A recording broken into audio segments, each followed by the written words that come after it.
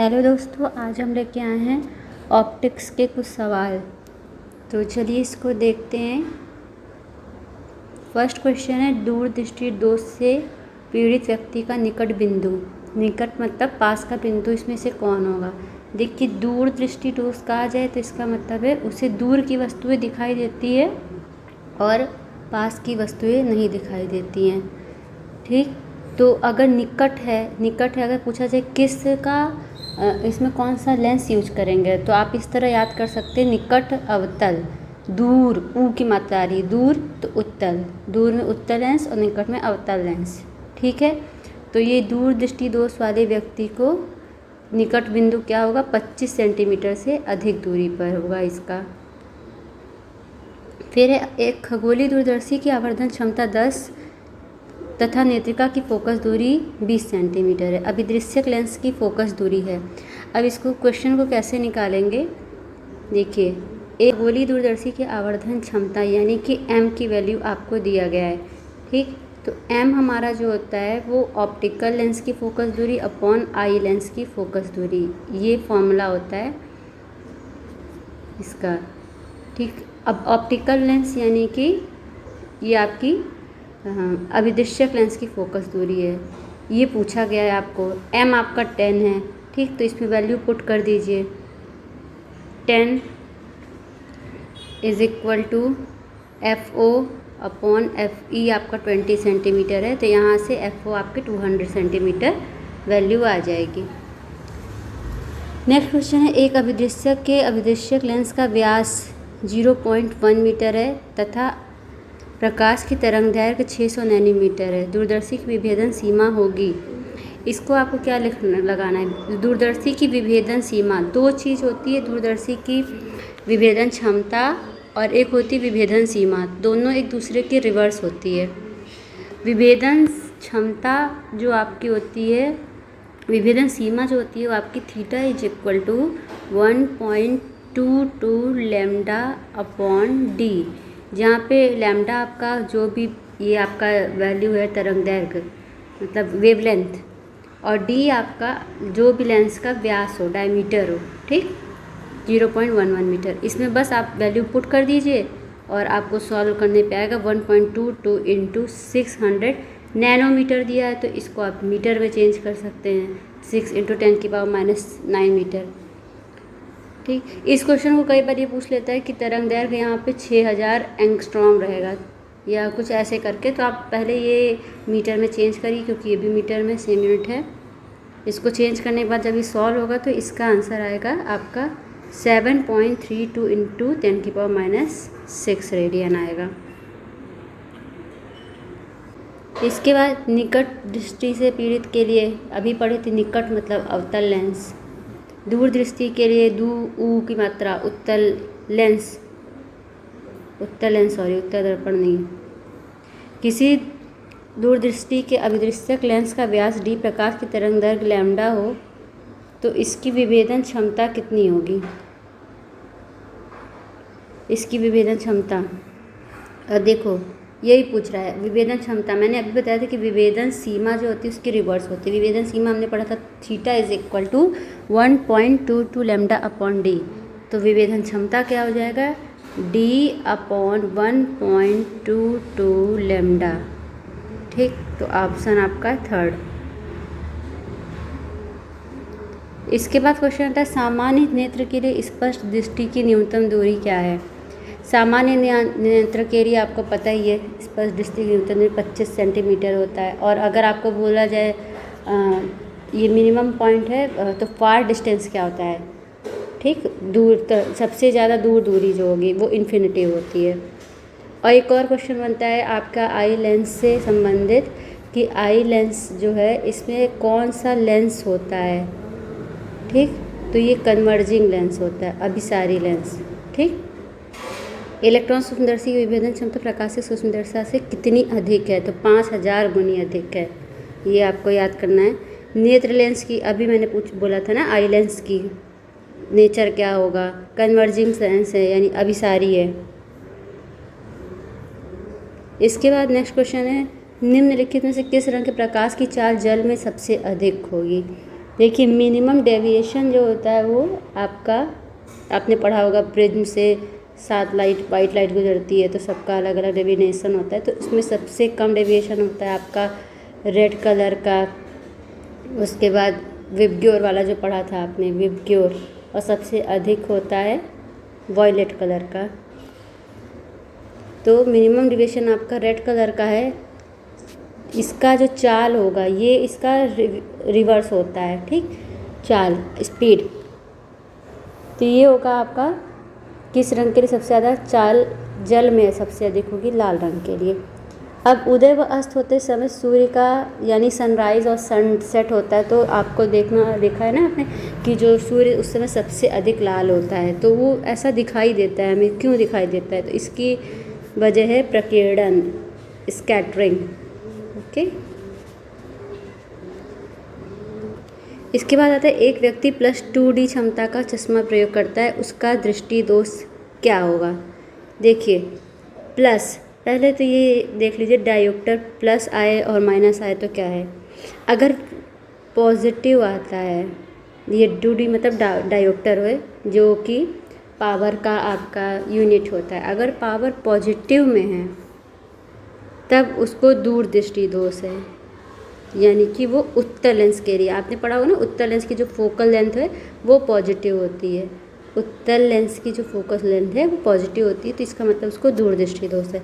अगर निगेटिव आया तो इसका मतलब उसे अवतल लेंस लगा हुआ है, इसका मतलब उसका जो दोष है निकट दृष्टि दोष है। तो यहाँ पे आंसर होगा दूरदृष्टि दोष। इसके बाद क्वेश्चन है एक समबाहु प्रिज्म न्यूनतम विचलन की स्थिति में यदि आपतन कोण प्रिज्म कोण का 4/5 गुना तो न्यूनतम विचलन कोण बताइए। देखिए सबसे पहले समबाहु प्रिज्म है, इसका इक्विलैटरल प्रिज्म। इक्विलैटरल में सभी को पता है कि सारा का एंगल जो है आपका होता है 60 डिग्री। अब बोल रहा है कि यदि आपतन कोण प्रिज्म का 4/5 गुना हो तो न्यूनतम विचलन कोण। आप देखिए ये वाला फॉर्मूला पढ़े होंगे, mu is equal to sine A plus delta M by 2 upon sine A by 2। तो जब ये मिनिमम डेविएशन की बात करता है तब हमारा यहाँ से यही फॉर्मूले से आएगा delta M is equal to 2i minus A, यानी कि डेल्टा एम आपका मिनिमम डेविएशन है, आई इंसिडेंस है, angle of incidence, A angle of prism है। तो जो आपका डेल्टा एम है न्यूनतम विचलन कोण वो आपका आएगा 2i इंसिडेंट। अब यहाँ बोला कि यदि आपतन कोण यानी आई इज इक्वल टू ए का 4/5, प्रिज्म कोण हो गया 60 डिग्री, आपका ए एंगल ए 60 डिग्री, तो 60 डिग्री का भी 4/5 कितना आ जाएगा 48 है। 5 से डिवाइड किया 12 इंटू 4 48। अब 48 का 2 टाइम्स 2i 96 होगा, 96 माइनस ए हमने अभी पढ़ा था 60 डिग्री क्योंकि इक्विलैटरल ट्रायंगल है, तो आपका आंसर आ गया 36 डिग्री। ठीक, यहाँ तो बोल दिया है कि समबाहु प्रिज्म 60 डिग्री। कभी कभी ये होता है कि यहाँ की एंगल ही दे देता है आपका कि 72 डिग्री का प्रिज्म है या कुछ भी, तो आप इसको मिनिमम डेविएशन के लिए आपको ये फॉर्मूला याद रखना होगा, delta M is equal to 2 into incidence angle minus angle of prism 2i minus A. Prism से गुजरने पर सबसे अधिक किस रंग के प्रकाश का विचलन अधिक होगा? अधिक, अब अभी मैंने बताया था प्रिज्म से गुजरने पे मिनिमम डेविएशन रेड का तो मैक्सिमम वॉयलेट का। जिस भौतिक घटना के लिए सर सीवी रमन को नोबेल प्राइज़ दिया गया था वो है स्कैटरिंग की घटना के लिए। इसके बाद 1/f अगर हम लगाएंगे तो आर रेडियस ऑफ कर्वेचर या फोकल लेंथ इसका इन्फिनिटी हो जाता है। ठीक, इसको हम जब डायरेक्टली सॉल्व करेंगे तो इसका आंसर हमेशा याद रखिएगा, जब समतल उत्तल लेंस एक साथ में रखे जाएं तो इसका आपका जो पावर होगा वो 0 होगा। ठीक, 2 लेंस जिनकी शक्तियाँ यानी कि पावर 4D और -2D है, एक पॉजिटिव है एक निगेटिव है, उससे कोई मतलब नहीं है। हमेशा याद रखो कि जो अगर हम कॉम्बिनेशन ऑफ लेंस लेंगे तो power P is equal to P1 plus P2 लेंगे, तो आपने हो गया 4D प्लस माइनस में 2D, 4 माइनस 2 2D का आ गया। अब ये अगर पॉजिटिव है तो पॉजिटिव के साथ रखेंगे, निगेटिव है तो निगेटिव के साथ रखेंगे। एक उत्तल लेंस की क्षमता 2 डायोप्टर, इसकी फोकस दूरी है। बस हो गया। फोकस तो आपको पता ही है, F = 1/पावर होता है। ठीक, अगर सेंटीमीटर में ऑप्शन है तो 100/P, 100/2 लगाएंगे 50 सेंटीमीटर आ जाएगा। Very easy question. एक उत्तल लेंस मुख्य अक्ष पर रखी बिंदु वस्तु का वास्तविक प्रतिबिंब बनाता है यदि लेंस के ऊपरी अर्धभाग को काला कर दिया जाए। एक उत्तल लेंस मुख्य अक्ष पे आपका ये आ गया उत्तल लेंस यानी कि कॉन्वेक्स लेंस। ठीक, इसमें बोला है कि इसके ऊपर के भाग को काला कर दो, तो यानी यहाँ से तो लाइट पास ही नहीं होगा। ठीक, अब इसका क्या हो सकता है, क्या ये नीचे की ओर खिसक जाएगा, इसका इमेज कि ऊपर चला जाएगा, कि इसकी लेंथ आधी हो जाएगी, इसकी इंटेंसिटी। जाहिर सी बात है, जब लाइट इस पर जाएगा तो अगर ये आई डेंसिटी का कोई लाइट है तो क्या ये पूरा आई जा पाएगा? यहाँ तो ब्लैक हो गया ना, यहाँ से लाइट जाएगा नहीं, इसका कुछ ही हिस्सा इधर से थोड़ा सा पास होगा, यानी इंटेंसिटी इसकी घट जाएगी। 0.5 मीटर फोकस दूरी के एक उत्तल लेंस को 1 मीटर फोकस दूरी के अवतल लेंस के संपर्क में रखा गया है। ठीक, तो संयुक्त लेंस की फोकस दूरी, पहले तो ये देखो, ये आपका मीटर में दिया है फोकल लेंथ 2, एक F1 है, एक F2 है। F1 आपका जो है वो उत्तल लेंस यानी कि फोकल लेंथ इसका पॉजिटिव होगा। तो हम जानते हैं कि 1/F = 1/F1 + 1/F2। ठीक, अब इसमें अगर उत्तल लेंस 0.5 मीटर का है तो 1/0.5 मीटर + 1/1 मीटर। बस हो गया सॉल्व। ये 1/0.5 यानी 1/1/2 आ जाएगा नीचे, इसको सॉल्व करेंगे तो आ जाएगा 2। ये अवतल लेंस है तो यहाँ पे ये माइनस में रहेगा, निगेटिव रहेगा, 2 - 1 = 1 मीटर। ओके, एक पदार्थ जिसका अपवर्तनांक n = 1.51 है, इसका रिफ्रैक्टिव इंडेक्स 1.51 है। एक पतला लेंस बना है, लेंस की दोनों सतह कॉन्वेक्स है, हाँ यानी उत्तल है। अब इसे जल में डुबाया जा रहा है। देखो दोस्तों, अगर यहाँ पे जो लेंस का मटेरियल है उत्तल लेंस का, इसका जो आपका रिफ्रैक्टिव इंडेक्स है वो 1.51 है। ठीक, अब इसे इससे कम वाले में डुबाया जा रहा है। ठीक, जितना इस लेंस का रिफ्रैक्टिव इंडेक्स है उसके कम रिफ्रैक्टिव इंडेक्स वाले में डुबाया जा रहा है वाटर में, तो उसका रिफ्रैक्टिव इंडेक्स है 1.33। आपको पता है 1.51 जो है ग्रेटर है 1.33 के। तो अगर उससे हमेशा याद रखिए कि अगर कोई भी लेंस को अगर हम उससे कम वाले रिफ्रैक्टिव इंडेक्स में डुबाते हैं उसके में, तो उसका वो हमेशा उसी लेंस की तरह व्यवहार करेगा, यानी उत्तल लेंस की तरह ये व्यवहार करेगा। और उत्तल लेंस की जो प्रकृति होती है वो किस लेंस की तरह होती है? अभिसारी लेंस की, यानी कि कन्वर्जिंग लेंस की तरह। ठीक, लेकिन अगर यही क्वेश्चन आ जाता है कि 1.51 रिफ्रैक्टिव इंडेक्स को अगर हम 1.33 की जगह 1 पॉइंट समथिंग मान लीजिए 1.81 में डुबा रहे हैं, ठीक, तब क्या होगा? तो अब हम ज़्यादा वाले में अगर डुबाएंगे तो हमारी जो लेंस की प्रकृति है वो चेंज हो जाएगा। उत्तल लेंस अवतल लेंस की तरह बिहेव करेगा, और अगर अवतल लेंस रहेगा तो उत्तल लेंस की तरह बिहेव करेगा। ठीक, यदि नेक्स्ट क्वेश्चन, यदि 1.5 अपवर्तनांक के समोत्तल यानी कि दोनों तरफ उत्तल लेंस में समोत्तल यानी समतल प्लस उत्तल की वक्रता त्रिज्या 10 सेंटीमीटर हो, तो इस लेंस की क्षमता क्या होगी?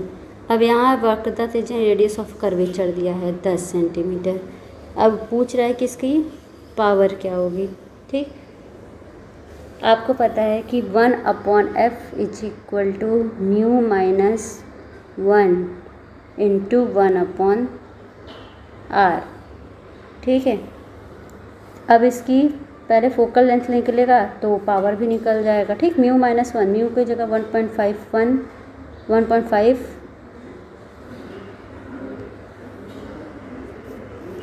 1.5 -1 into 1/r, radius of curvature कितना है 10।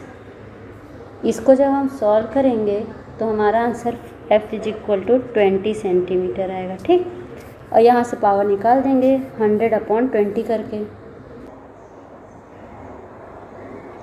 संपर्क में रखे दो पतले लेंसों की फोकस दूरियां 25 सेंटीमीटर तथा -40 सेंटीमीटर है। ठीक, दो पतले लेंस है जिसकी फोकल लेंथ है 25 सेंटीमीटर और f1 आपका 25 है, f2 आपका है -40। तो इसकी संयोजन क्षमता यानी पावर पूछ रहा है। फिर वही वाली बात है, इसको भी आपको इसी तरह सॉल्व करना है। 1/, ये सेंटीमीटर में पावर जो होगा क्या होगा 100/f। अगर f is equal to 100/p तो p वाला भी इज इक्वल टू भी तो यही होगा ना 100/f। तो 100/25, ये निगेटिव है तो निगेटिव साइन के साथ ही लेंगे 100/40। बस आ गया आंसर।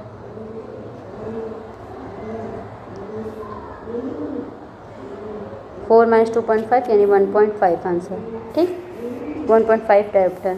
संपर्क में रखे, नेक्स्ट क्वेश्चन, संपर्क में रखे उत्तल एवं अवतल लेंस की फोकस दूरियां क्रमशः 12 सेंटीमीटर और 18 सेंटीमीटर है। तो इनका कॉम्बिनेशन ऑफ लेंस का फोकल लेंथ क्या होगा। पास में रखा गया एक उत्तल लेंस और एक अवतल लेंस।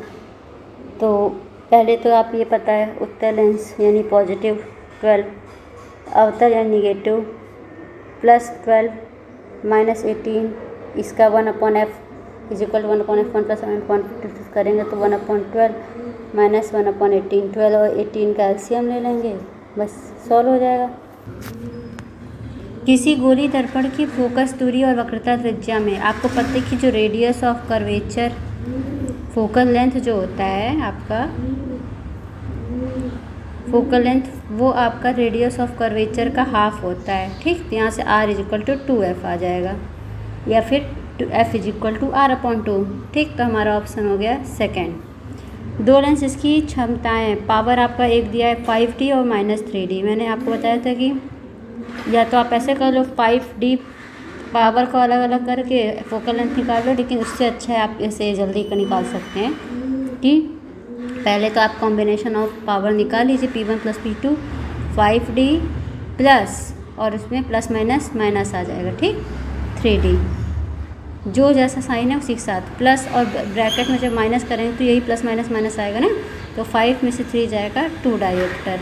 ओके, अब पावर निकल गया तो फोकल लेंथ में निकल जाएगा f इज इक्वल टू 100/2 यानी कि 50 सेंटीमीटर।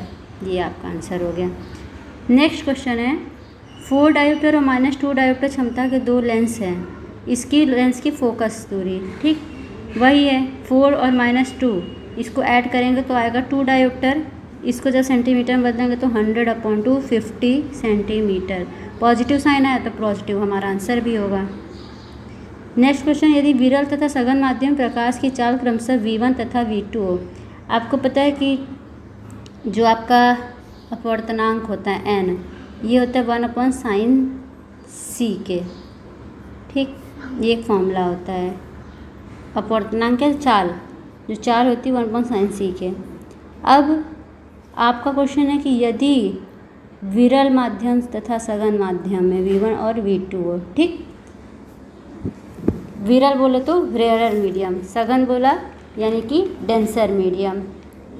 तो इसका फॉर्मूला होगा v1 sin c, या तो इसी को कह सकते हैं कि v2/sin c is equal to v1। अब 1/sin c cosec c होता है, सबको पता है, तो v1 is equal to v2 cosec c।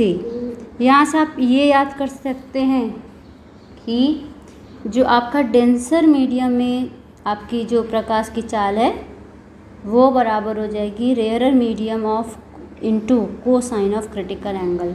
याद रखो, rarer medium of cosine of critical angle या फिर कॉसेक ऑफ।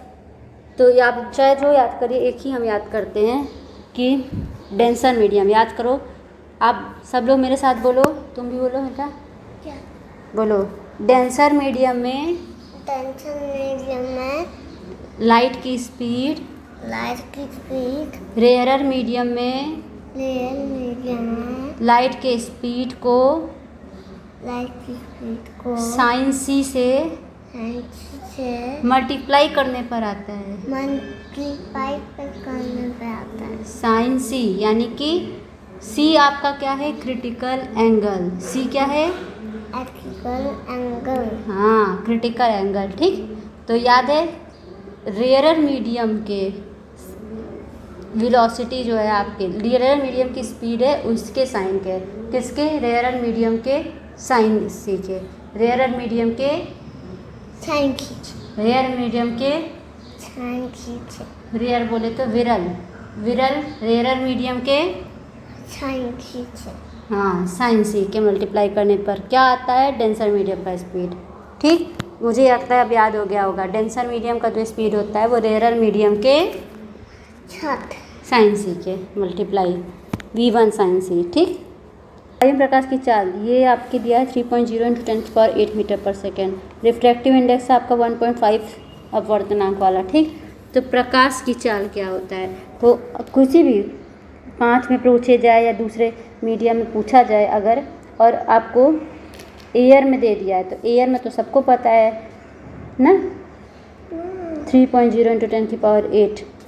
तो सी ये आपका हो गया प्रकाश की चाल अपॉन रिफ्रैक्टिव इंडेक्स इंटू यानी एन, ये अन्य मीडियम में V = C/n यहाँ से आएगा। V मतलब होता है कि आपको दूसरे मीडियम में प्रकाश की चाल = C light of speed upon refractive index of material. ठीक, तो C आपका 3.0 × 10⁸ रखेंगे यहाँ की वैल्यू 3.0 × 10⁸। फिर यहाँ पे आएगा 1.5, इसको जब हम डिवाइड करेंगे तो आ जाएगा 2 × 10⁸ मीटर पर सेकेंड। तो क्या हमें पता चला कि velocity of other material is equal to speed of light upon refractive index. ठीक, velocity of light in another medium, यहाँ कांच है किसी भी मीडियम हो सकता है, और अगर लाइट की स्पीड दिया गया है तो C/n, V = C/n, V = C/n, V = C/n। Okay, ये आपका उत्तल दर्पण है मान लो, इसकी फोकस लेंथ है मान लो f सेंटीमीटर। ठीक, ये यहाँ से यहाँ तक 20 सेंटीमीटर है, यानी कि बोल रहा है, और वस्तु दर्पण के सामने ध्रुव से 20 सेंटीमीटर, यानी कि U का जो है ध्रुव क्या होता है? इसका मिड पॉइंट P। ठीक, ये आपका जो है ये बिंदी वो P है, ये आपका P है, F है। अब बोल रहा है कि जो आपका वस्तु है यानी कि जो U है, U आपका हमेशा निगेटिव होता है, चाहे वो आपका कॉन्वेक्स लेंस हो चाहे कॉनकेव लेंस हो, तो ये निगेटिव रहेगा। तो -20 सेंटी, क्योंकि ये लेफ़्ट साइड रहता है। V पूछ रहा है, F बोला है, F जो है आपका दिया है उत्तल दर्पण है ना, तो F आपका हो जाएगा पॉजिटिव। ठीक, अब फॉर्मूला लगा दो बस, 1/f is equal to 1/v plus 1/u। किसमें? फॉर मिरर के लिए फॉर्मूला होता है। ठीक,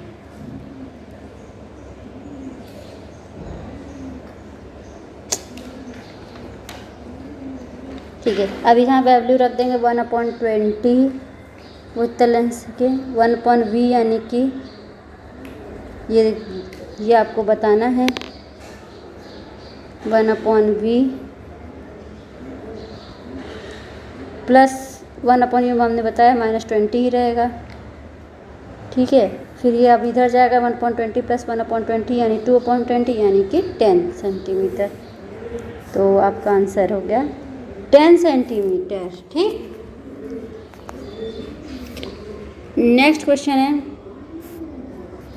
आपका, यदि किसी माध्यम निर्वात में संपूर्ण आंतरिक परिवर्तन यानी कि टोटल इंटरनल रिफ्रैक्शन के लिए क्रांतिक कोण जो एंगल ऑफ क्रिटिकल एंगल जो बोलते हैं क्रांतिक कोण, वो 30 डिग्री है। तो माध्यम में प्रकाश का वेग कितना होगा? बस इसमें क्या क्वेश्चन है, माध्यम से निर्वात में संपूर्ण आंतरिक परिवर्तन के लिए क्रिटिकल एंगल V2, मैंने बताया था ना किसी अन्य माध्यम से निर्वात में जा रहा है, तो आपका कोई भी माध्यम होगा, अगर जो निर्वात होगा वही तो आपका रेयर मीडियम होगा ना।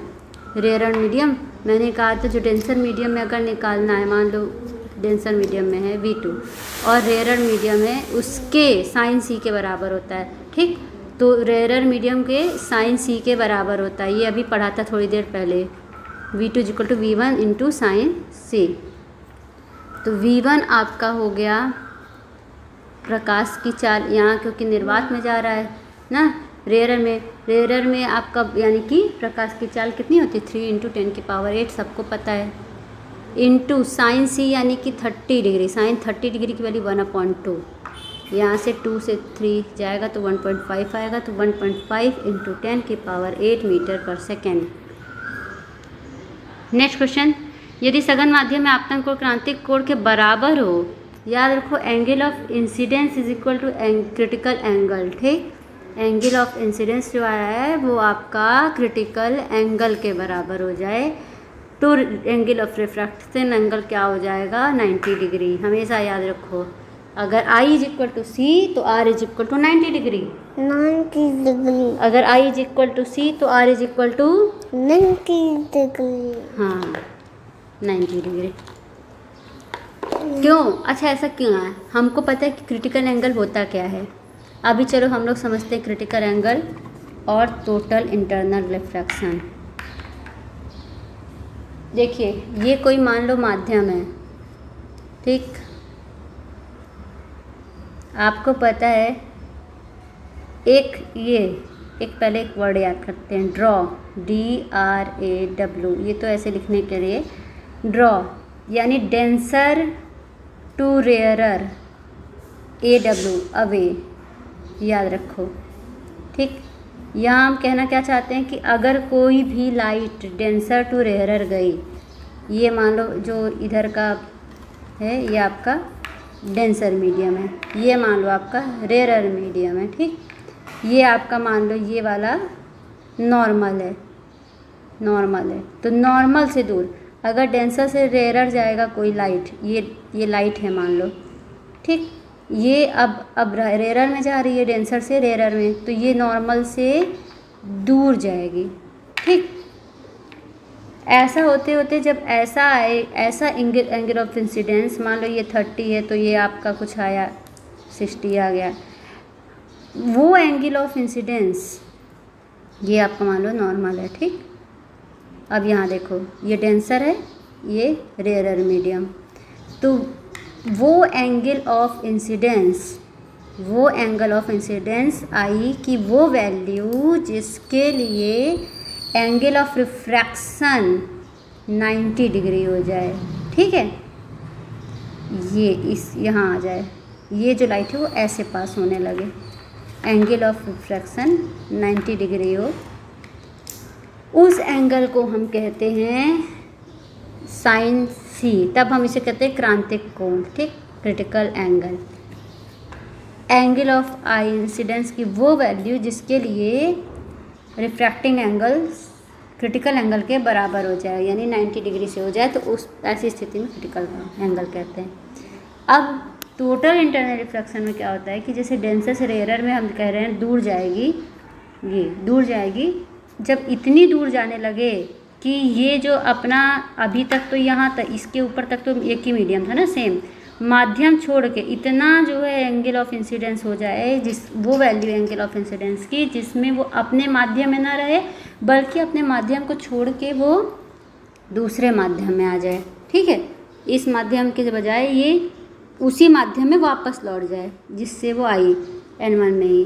तो ये क्या होगा, पहले मान लो इतनी डिग्री, फिर 90 डिग्री, फिर अब 90 डिग्री से भी अधिक आ गया, यहीं लौट गई ये लाइट आपकी, है ना। तो एंगल ऑफ इंसिडेंस की वो वैल्यू जिसके लिए एंगल ऑफ रिफ्रैक्शन ये जो आपका है वो आपके 90 डिग्री से भी अगर इस 90 डिग्री को थोड़ा सा है, इसीलिए हम लोग कभी पढ़ते हैं ना कि यदि क्रांतिक कोण को थोड़ा सा भी आगे बढ़ाया जाए एंगल ऑफ, तो हमारा टोटल इंटरनल रिफ्लेक्शन हो जाएगा। यहाँ से थोड़ा सा आगे बढ़े तो ये जो स्थिति है जिसमें माध्यम में अपने ही माध्यम में लाइट वापस लौट रही है, इस घटना को कहते हैं टोटल इंटरनल रिफ्लेक्शन। ठीक, अभी क्वेश्चन में था कि एंगल ऑफ इंसिडेंस क्रांतिक कोण के बराबर है, तो कब हो रहा है भाई? जब ये एंगल ऑफ रिफ्लेक्शन 90 डिग्री हो रहा है ना, तो इसीलिए हमारा आंसर 90 डिग्री था। समझ में आ गया? नेक्स्ट क्वेश्चन, अपवर्तन की घटना निम्नलिखित से कौन सी राशि अपवर्तित रहती है? याद रखना, रिफ्रैक्शन में फ्रिक्वेंसी हमेशा चेंज नहीं होती, अपरिवर्तित रहती है, फ्रिक्वेंसी कांस्टेंट रहती है। ठीक, अब एक क्वेश्चन है, आकाश नीला दिखाई देता है, वाई इज स्काई ब्लू, आसमान नीला क्यों दिखाई देता है? इसका आंसर होगा ड्यू टू स्कैटरिंग, यानी प्रकीर्णन के कारण। निरपेक्ष अपवर्तनांक का मान क्या हो गया? ठीक, एब्सोल्यूट